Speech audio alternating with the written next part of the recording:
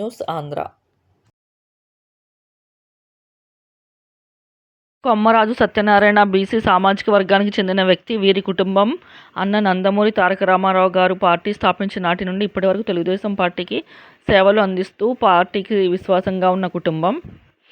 గత 15 సంవత్సరాల నుండి నిత్యమ ప్రజల్లో ఉంటూ ప్రతి కార్యకర్త ఇంట్లో జరిగే శుభకార్యాల్లో హాజరవుతూ ఏ కార్యకర్త అయినా ఫోన్ చేసిన వెంటనే పోలీస్ స్టేషన్ కానీ, రెవెన్యూ ఆఫీసులకు కానీ, ఎండిఓ ఆఫీసులకు వెళ్లి కార్యకర్తల సమస్యలపై అండగా ఉంటారు. అంతేగా చింతలపూడి నియోజకవర్గంలో ఉన్న 4 మండలాల్లో బాగా తెలిసిన వ్యక్తి కొమ్మరాజు సత్యనారాయణ. Party committee